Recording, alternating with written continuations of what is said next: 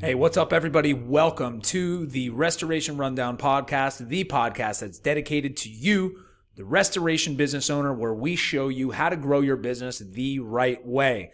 My name is Ben, your host, CEO of Ironclad Restoration Marketing, and today we're going to give you the top 4 reasons that you may not be getting enough property damage leads for your restoration business.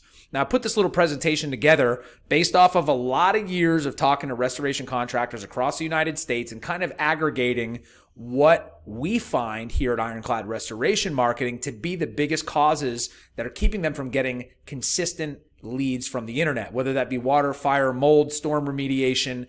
These top 4 things really should shed some light on things that you may not be doing or be doing the wrong way that is hindering your ability to get those leads online and keeping you from beating your competition out. So the number one thing that we find here is skipping along. The number one thing is you just have no web presence. All right. So the most basic, and it sounds ridiculous to even say this, but you got to have a website.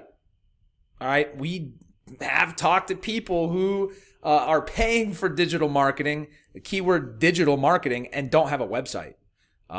They may think they do, but they've just basically fallen victim to the typical agency placating on the ambiguity of the service.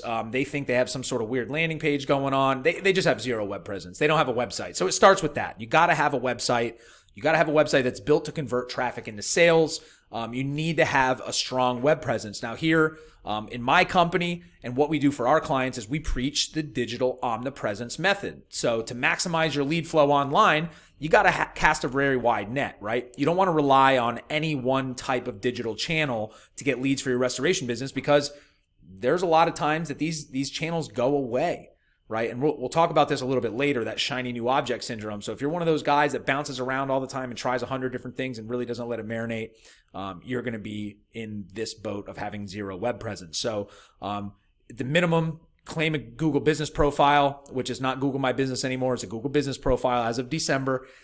Make sure you have a website. Make sure that website is built out and properly optimized for Google to be able to index it. If you paid attention, one of the episodes that we recently released is all about how Google actually indexed websites. So if you listen to that and you don't have a website yet, or you have somebody building you one, it really should teach you what you need to be doing from a website perspective to make sure Google can properly understand who you are and serve your website in their rankings results from their indexing. Claim your social media profiles. Look, social media is an area of contention. The last couple years, whatever side of the fence you sit on, people either hate social media or they're on there all day hating other things. But the reality is, for your restoration business, you need to have a social media presence. Okay, it's one of the ways that people vet out businesses. It's a really great way to build your brand, and in fact, that it is a branded asset that is worth money for your business. You don't want your competitors taking your Facebook pages. You don't want somebody with a similar name stealing your Facebook or your Instagram or Twitter. So it's a great place to enhance your brand. Social media is good for top of mind mentality, referral business for you. It's a place where you can get reviews. You can show off before and afters. You can place all your videos. YouTube is a great spot if you want to teach people things about your industry, show off before and afters, testimonials. Either way, you got to cast a wide net when it comes to your restoration business, and you got to have a web presence to do so. So every digital channel that makes sense for your business, you need to have some sort of presence there that you're maintaining. Again, I always go back to this. Last year, in the fall sometime, or maybe late summer, Facebook and Instagram went down. So if you're a guy that strictly gets your leads from Facebook ads or Instagram ads, you were shit out of luck for 2 days. So if that doesn't lead you enough, Google's a service too. Google can go down. They all use servers. They all use computers. There is a chance that things can happen. Not to mention, if you ever fallen victim to your Google business profile being suspended from other people reporting you, your competition is out there, and there are guys that do black hat versions of digital marketing and will target you and attack you. So again, having all your eggs in one basket is not ideal. All right. The number 2 thing that we see across the board when we're talking to people in the United States, restoration contractors, is they have zero consistency. Okay. So you want to lose weight, you got to be consistent. You got to go to the gym. for a long time. You got to diet right. You got to take the right supplements, etc. You can't step into the gym one day and go step on the scale the next day and then give up, right? If you're not making making your weight or getting the results that you want. And the same thing goes with marketing or anything in your business or anything in your life. Consistency is the number one thing you need to make sure you implement. Okay, whether that's your craftsmanship or your digital marketing or marketing strategy, you got to be consistent. So a lot of guys we talk to have this shiny new object syndrome. So they go to a conference, they go to a restoration conference, they stop by 4 or 5 booths.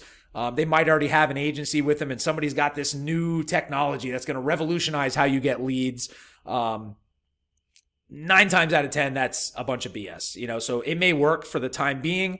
But just keep in mind, if anybody is doing anything to circumvent Google's best practices or their guidelines or Facebook or Instagram's guidelines or practices, you're going to get blacklisted. And if you listen to this or you have done digital marketing successfully for your restoration business, you know that at a minimum, you need to have a solid foundation built with an SEO strategy. So that's going to get those organic results in a search engine. You got to have, your Google business profile built out so you can get those maps rankings. You have to have these different social media channel pages claimed to create those backlinks and internal links for your website to show Google that you have authority. And if there's any kind of tool or plugin that claims that they're going to get you page 1 rankings or they're spitting out content, just be wary of it. But the bigger thing is if you have shiny new object syndrome, you kind of bounce around. So it lends into these other areas where we see this a lot, that there's zero patience. And I kind of understand it. Digital marketing takes a nice size chunk of it, marketing and money investment. And so a lot of guys are really, they're up your marketing company's butt. Where's my results? Where's my results? When if they would have taken the time to educate themselves, they'd realize that it takes some months to get this thing going. It could take up to 6 months to a year, depending on you or a competition, to rank on Google for the organic listing. So being patient, not having shiny new object syndrome when it comes to marketing your business is a big area of failure that we see, or trusting the wrong people. This happens a lot. We talk about it here in a company a lot, but you guys got to be careful who you trust. Okay. Whether it's somebody's nephew that's an IT guy, that's coming in, they're going to build you a site and they're telling you all this and all this and all this. You're trusting the wrong people. Do yourself a favor, educate yourself on what needs to happen. And make sure that you do your due diligence on anybody that you hire. Ask for results, ask for a strategy, make sure it makes sense. Like as complicated and as ambiguous as this type of stuff is, it is very simple. And one of my goals here is to try to simplify this so everybody understands what they're getting into and what to look out for when they're hiring somebody to handle their digital marketing, to kind of keep you from making that mistake that we see a lot of people make. So whether you have an in-house team that's telling you, promising you the world, and, look, after a couple weeks, a couple months, like, you're already going to know if they're really delivering or not. Yeah, it does take some time to rank on organic, but in that 3-month window, the minimum window, you should see some movement in keywords. You should see that all your on-page stuff is done. And that goes for agencies too. There's a lot of agencies out there that are just big sales floors. They already know that they're only going to keep a client on for 2 or 3 months because they have an out-the-box kind of program that doesn't work.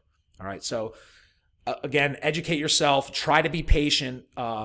Don't bounce around from company to company unless you see these red flags that we talk about on our episodes a lot. They're not communicating. You don't get a good feeling about them. You don't see any type of movement at all. While you might not completely dominate in 3 months, you should see something tangible as far as keyword placement or at least work done on your website in that time. All right. And then the other one is you're just not spending enough. All right. So I see guys are a little wary to dip their toes into the pay-per-click area. I'm telling you, it's important. Getting that first page placement while you're building all these other things up and building your SEO authority up. You could have ads up there and you could be getting leads in, but sometimes you're just not spending enough. So spending not enough is almost as bad as spending too much and not getting any leads. So if you have an in-house team or you have a marketing agency, make sure that you're communicating with them while this campaign's getting set up to help them optimize it. You got to be available. You got to be present in your marketing strategy. All right. Number 3, you don't have enough or you have the wrong content.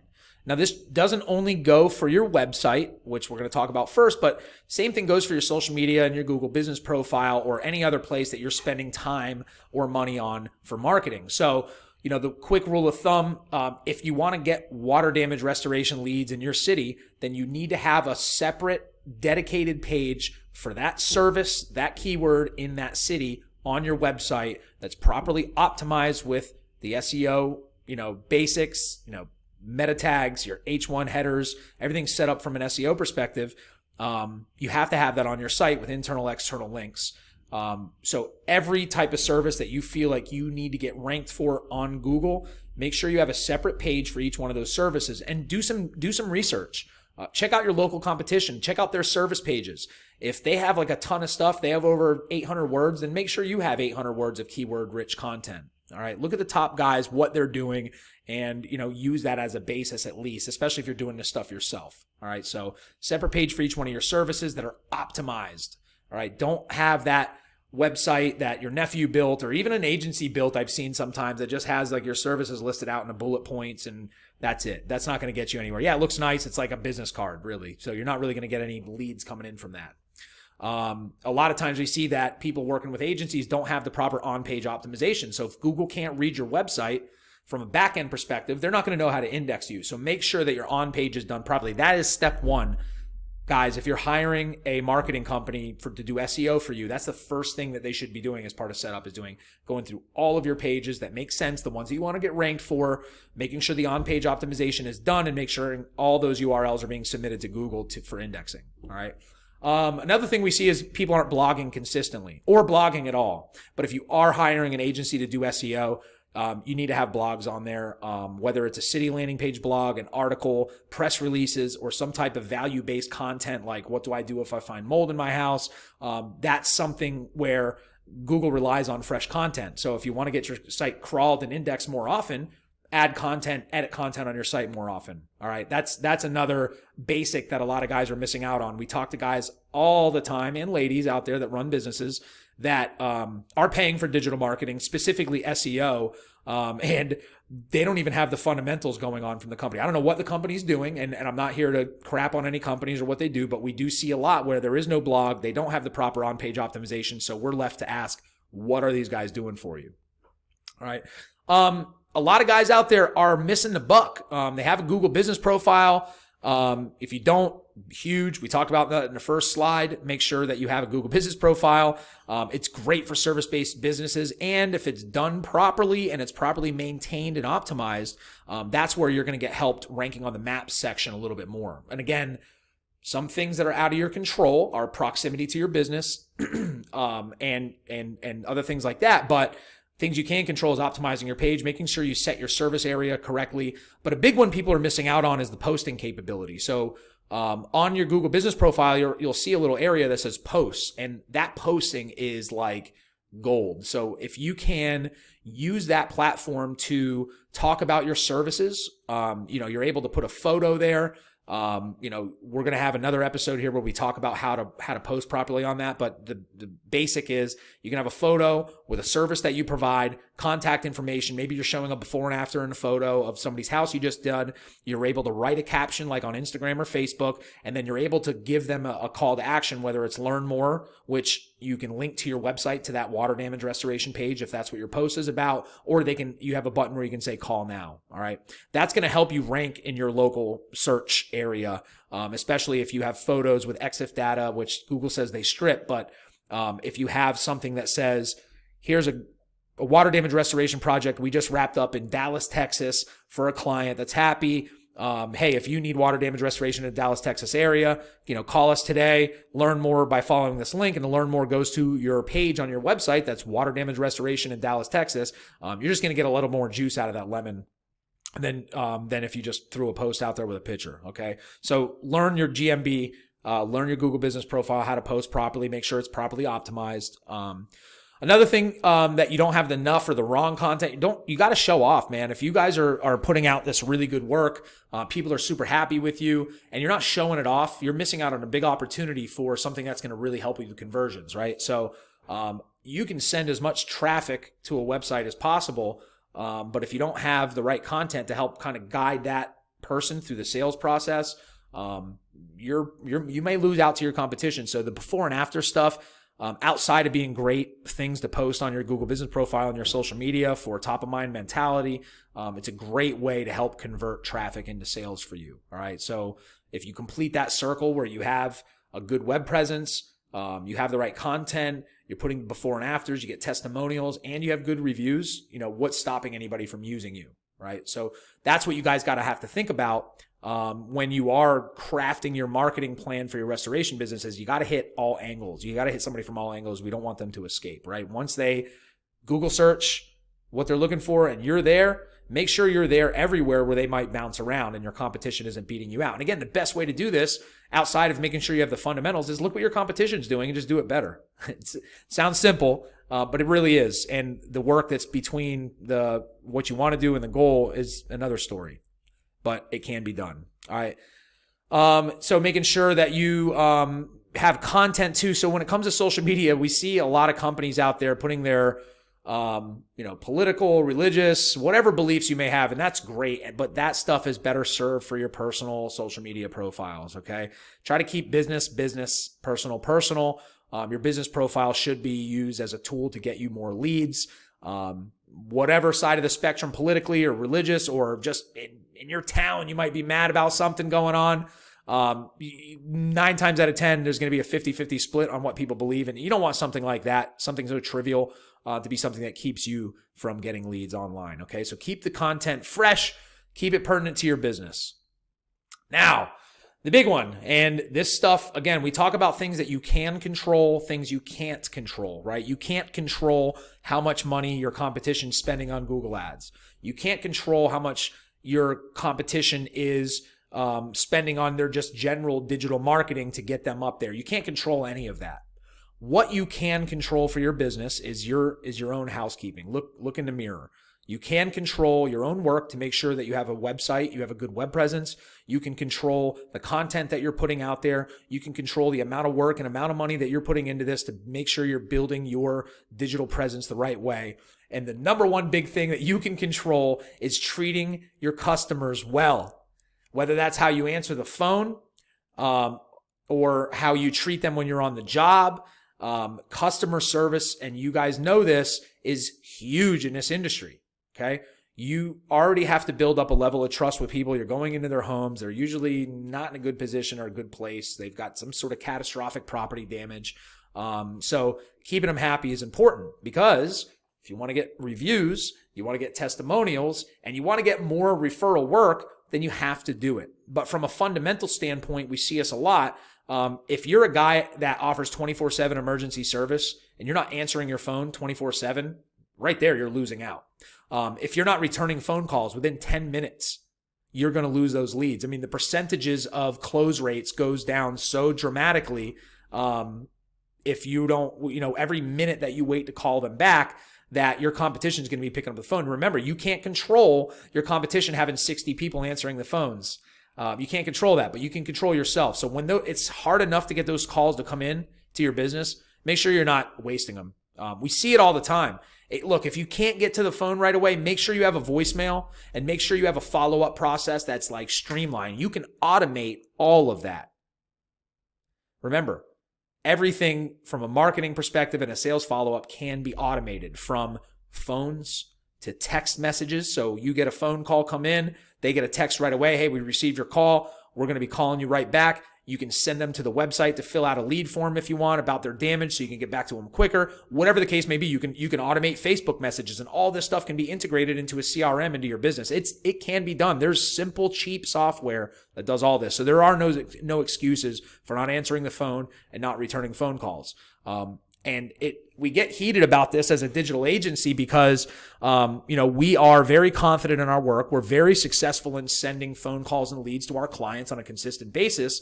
But we do have some clients, or we've had some in the past, because we tend to move on from them quickly, that aren't doing these things. And rather than looking at themselves, they are blaming everybody else, right? Hey, we're not getting any leads. Our phone's not ringing. We're wasting money here. And then when we look at their call tracking, we look at their logs, we find 15 mold removal calls or web forms that just never were followed up on. All right.